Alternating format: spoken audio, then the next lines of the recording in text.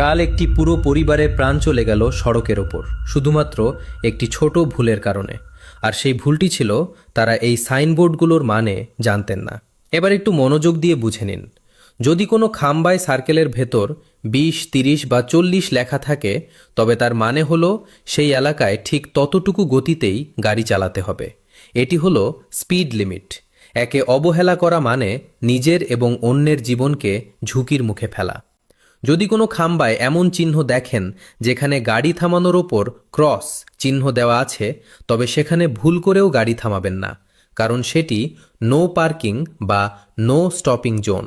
যদি খাম্বায় এমন চিহ্ন থাকে যেখানে দুই পাশের তীর ভেতরের দিকে নির্দেশ করছে, তবে বুঝে নেবেন সামনে রাস্তা সরু হতে চলেছে। আর যদি তীর বাইরের দিকে থাকে, তবে রাস্তা চওড়া হতে চলেছে। যদি কোনো চিহ্নে পুল বা ব্রিজ আঁকা দেখেন, তার মানে সামনে একটি বড় ব্রিজ আসতে চলেছে, তাই গতি কমিয়ে সাবধানে পার হন। যদি কোনো চিহ্নে বাচ্চা দৌড়াচ্ছে এমন ছবি থাকে, তবে বুঝে নেবেন সামনে স্কুল আছে। সেখানে ধীরে চলা অত্যন্ত জরুরি, কারণ 1 সেকেন্ডের অসাবধানতা কোনো মাসুমের প্রাণ কেড়ে নিতে পারে।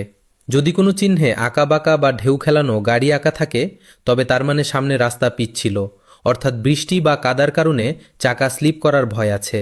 তাই ব্রেক এবং স্টিয়ারিং দুটোই নিয়ন্ত্রণে রাখুন। যদি কোনো চিহ্নে একজন মানুষকে বেলচা বা সরঞ্জাম সহ দেখানো হয়, তবে এর মানে হলো সামনে রাস্তার কাজ চলছে, অর্থাৎ সড়কে শ্রমিক বা মেশিন কাজ করছে। সেখানে গতি কমিয়ে রাখুন। যদি চিহ্নে ভাঙা রেখা বা উঁচু নিচু চিহ্ন দেওয়া থাকে, তবে মানে হলো সামনে রাস্তা খুবই খারাপ, অর্থাৎ গর্ত বা অমসৃণ রাস্তা রয়েছে। সাবধানে চালাবেন, না হলে টায়ার ফেটে যেতে পারে অথবা গাড়ি উল্টে যেতে পারে। যদি কোনো সাইনবোর্ডে 17 টন লেখা থাকে, তবে এর মানে হলো ওই রাস্তায় 17 টনের বেশি ওজনের গাড়ি যেতে পারবে না, অন্যথায় ব্রিজ বা রাস্তা ভেঙে যাওয়ার ভয় থাকে। এখন যদি খাম্বায় স্টপ লেখা চিহ্ন দেখেন, তবে সেখানেই সাথে সাথে থেমে যান। এই চিহ্নটি কোনো মজা নয়, কারণ সামনে অন্ধবাগ, ক্রস রোড বা খাদ থাকতে পারে। যদি চিহ্নের নিচের দিকে নামা রাস্তা আঁকা থাকে, তবে মানে সামনের রাস্তা ঢালু, ব্রেক সামলে রাখুন। যদি ওপরের দিকে ওঠা রাস্তা থাকে, তবে মানে সামনে চড়াই রাস্তা, সঠিক গিয়ারে গাড়ি রাখুন। যদি চিহ্নে পাথর পড়তে দেখা যায়, তবে মানে সামনে পাহাড়ি এলাকা এবং যে কোনো সময় ওপর থেকে পাথর পড়তে পারে। আর যদি চিহ্নে পিচ্ছিল গাড়ি আঁকা থাকে, তবে মানে রাস্তা পিচ্ছিল, ধীরে চালন, অন্যথায় দুর্ঘটনা নিশ্চিত। যদি চিহ্নে মানুষকে কাজ করতে দেখা যায়, তবে বুঝবেন রাস্তায় কাজ চলছে, সেখান দিয়ে সাবধানতার সাথে যান। যদি বাচ্চার চিহ্ন থাকে, তবে মানে হলো এটি স্কুল জোন, সেখানে হর্ন বাজাবেন না এবং ধীরে চলুন।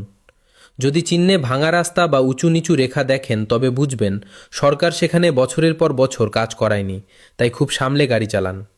যদি চিহ্নে মাথার খুলি বা বিপদের চিহ্ন থাকে, তবে মানে সামনে খাদ বা নদী আছে এবং রাস্তা শেষ হয়ে যাচ্ছে।